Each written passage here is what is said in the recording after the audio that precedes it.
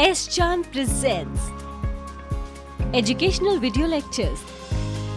Difficult concepts made easy.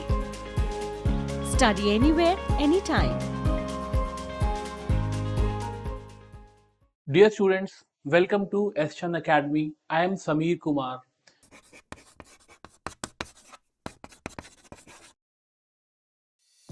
If you want to study this topic in detail, refer to the book by S-Chan Publishing. Link is provided in the description box. We are learning probability and statistics. Okay, a very important topic in mathematics, and even so more important in current scenario when there is an advent of artificial intelligence and machine learning and data science in these fields. You see, they are overtaking in almost every aspect of our lives, right? The underlying mathematics of that is prob and stats, probability and statistics only, right? Where because there also we have to predict many things, we have to predict and tell. Okay, we have to do some calculations, we have to do some prophecy kind of a thing, that what is going to happen later on. Okay, no one can say for 100% that something will happen.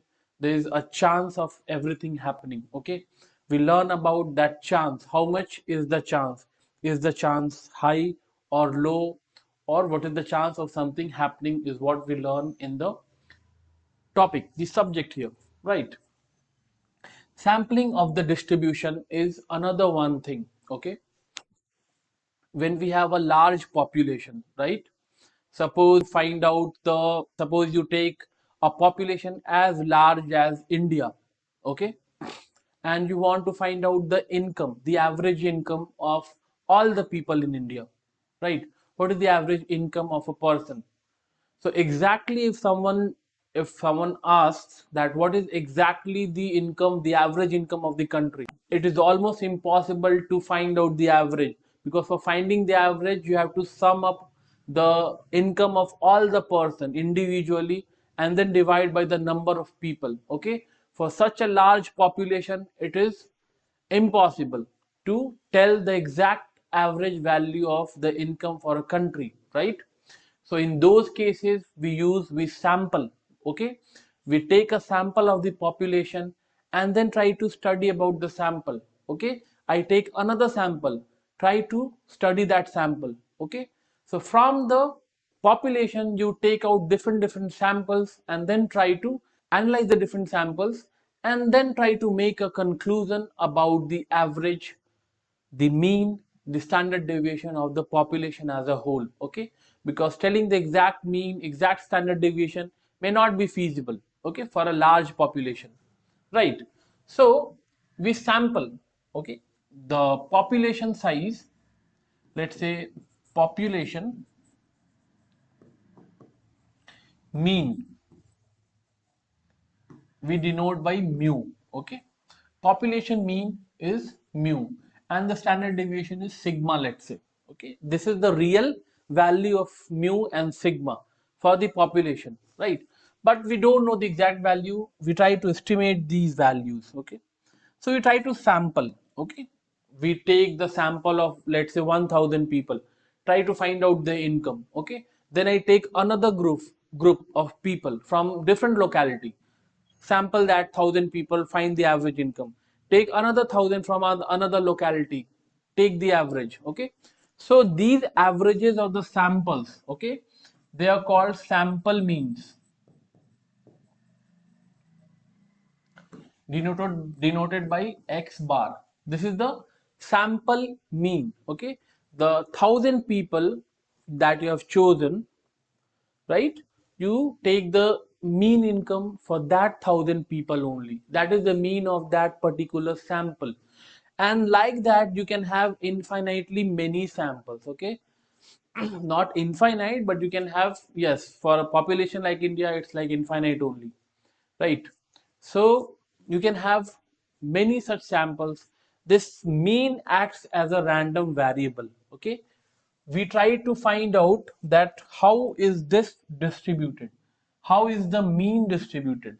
Okay, instead of the distribution of the actual income, right, the actual income of the people, we try to find out the distribution of this mean of different samples. Okay, sampling the distribution, right?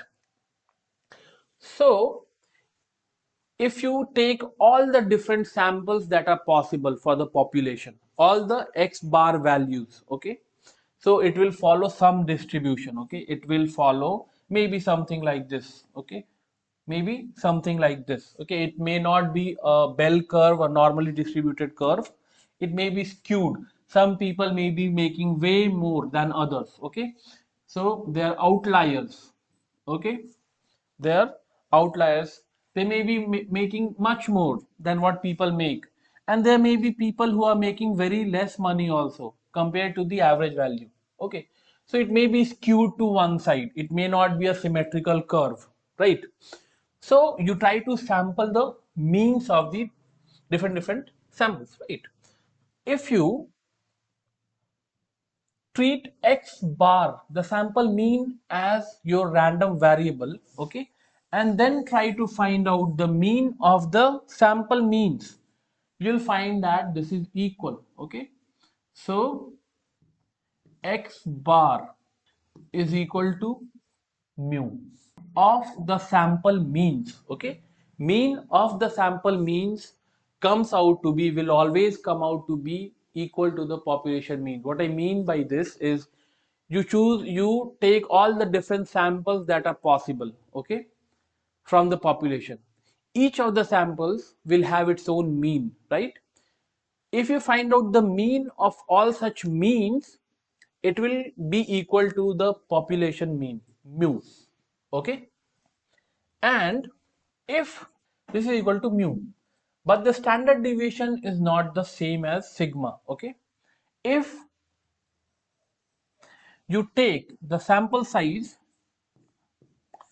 less than 5% of the total population, okay, if you choose samples smaller than 5% than is the population, okay, so let's say there is 1 lakh people, if you choose samples smaller than 5,000, okay, in that case the standard deviation of the sample means will come out to be sigma, the standard deviation of the population, upon square root of n. Okay, square root of n. N is the sample size. N is the sample size you have chosen.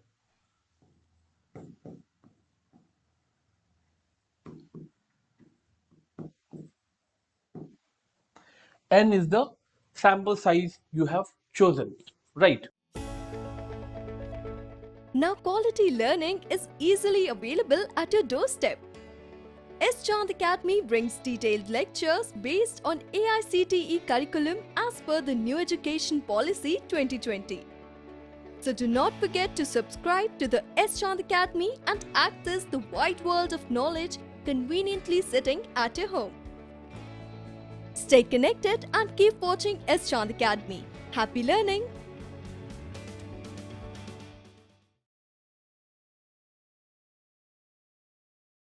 Now again, there can be two conditions. The original population that you are trying to analyze, it may be normally distributed, it may not be normally distributed. Okay, case 1 is that population is normally distributed. Population normally distributed.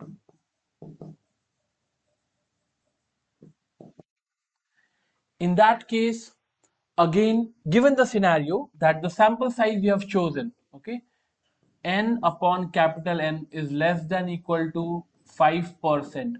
Under this condition, the sample mean, the mean of this one, okay, so the mean of the sample means will be equal to mu, and the standard deviation is of x bar is sigma upon root of n. Okay, this will happen. Okay, we are talking about the shape of this one, right? So you see the standard deviation, if you increase the sample size, how the shape will change. of the,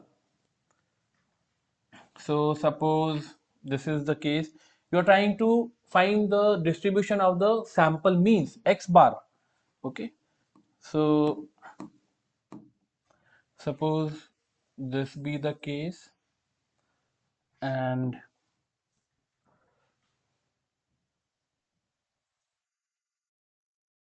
see, in the three cases, I take three cases here. Okay, one is like this,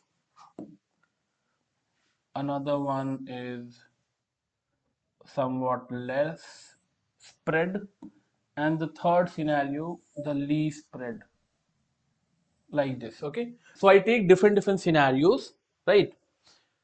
This is one case, this is another case, this is for three sample size. Okay, if you take bigger sample size, okay, n is equal to, let's say, 50, here n is equal to, let's say, 20, here n is equal to, let's say, 5.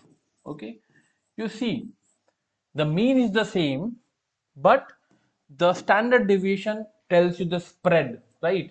So for smaller sample size, the standard deviation, this thing is going to be more, it is going to be more wide. Okay, this one for comparatively larger size sample is going to be somewhat compressed.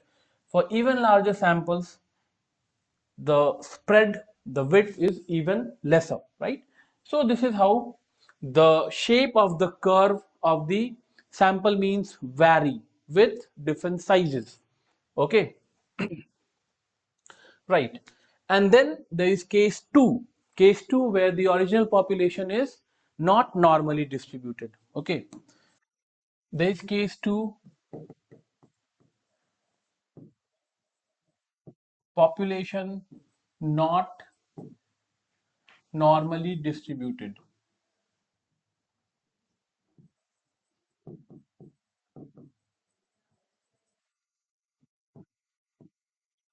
In this case, if you take the samples to be sufficiently large, okay, so there is a central limit theory, there is a central limit theory that tells that if you take the samples that you are choosing, the size of those samples sufficiently large, okay, so mostly greater than or equal to 30 is considered to be sufficiently large. Okay, so if you choose samples that are size 30 or more, the distribution of the x bar, okay, the distribution of the sample means is going to be normally distributed. Okay, so in that case, it is going to be normally distributed. Okay, so suppose if you take samples like this, the original population was not normally distributed, so maybe for n is equal to 5, this is the shape. Okay, if you increase the sample size, let's say n is equal to 20, it will be somewhat like this. And if you choose n more than, let's say, n is equal to 50, if you take sample size more than 30, it is going to be normally distributed this time. Okay, like this, the shape changes as you increase the sample size, the shape changes like this. Okay, suppose this was the mean, like this. Okay, so you see how the shape changes when you increase the sample size. So when you sample the population with sample size 30 or more, the distribution of the mean of the samples will be normally distributed. If you have n greater than or equal to 30, that is the central limit theory, an important theory that is useful in real life. Okay, of course, fine. So for dealing with real life scenarios, mostly many distributions, many cases are not normally distributed. Okay, in those cases, we have to sample items and keep our samples more than 30, so that when we plot the means, they are normally distributed, and then we can use the techniques and the uh, whatever steps we do to deal with the data that is normally distributed will be then applied to the situation. Okay, so that is how we bend the things in to our favor.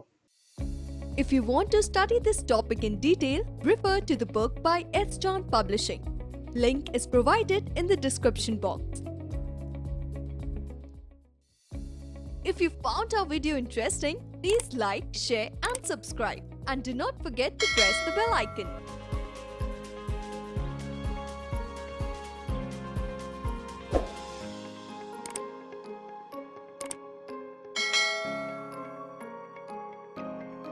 All rights reserved. This video has been prepared for educational purposes only. No part of it may be reproduced or copied without the permission of the copyright holder.